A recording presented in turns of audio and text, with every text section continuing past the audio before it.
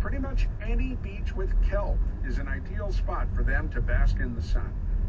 Do keep in mind there are both sea lions and seals, especially harbor seals in these waters. Sea lions tend to be more active within the kelp forest. Their sensitive whiskers and frontal flippers help them hunt in the darkness of the kelp bed.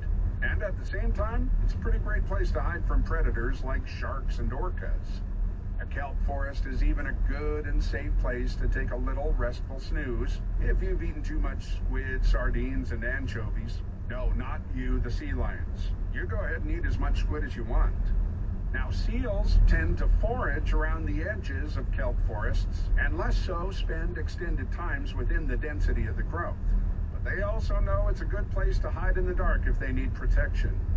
Like so many of our environments, the kelp forests are under threat. One of the more unexpected challenges is too many sea urchins. When their numbers get too high, purple sea urchins basically eat too much kelp. And they'll especially eat the kelp's holdfast. That's kind of like its root. Just imagine if you chew off the root, the entire kelp plant detaches and dies. Sea urchins are increasing because the population of their natural predator, sea otters, is decreasing. You see, it's all connected.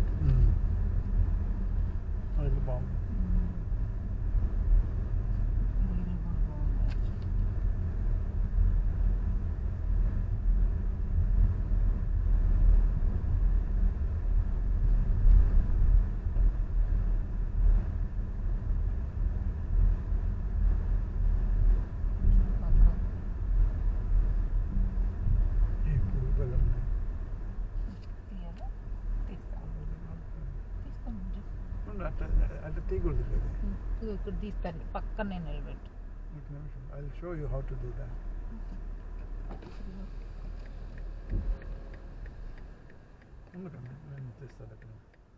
I have to do bana ఉంది ఇది కూడా నువ్వు తీస్తే నేను తీస్తా అడ్డం తీస్తే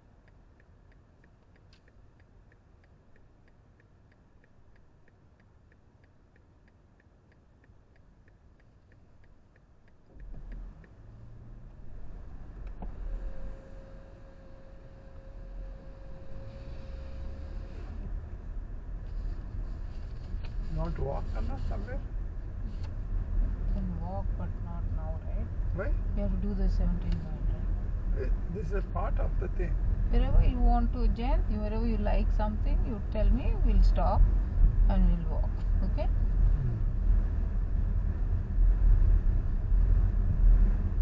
If you feel you should do off the 17 mile and then go do this, we'll do that, okay? First finish off the 17 mile. Right. Our next stretch of waterfront is Asilomar Beach. This beach faces directly west, right into the teeth of the Pacific Ocean and the full force of the weather and water conditions that brings. Compare this landscape of short, gnarly, tough bushes and trees permanently windswept towards the onshore to the far more serene and passive waterfront we saw inside Monterey Bay. The coastline is dominated by sandy coves, rugged rocks, tide pools, and sand dunes.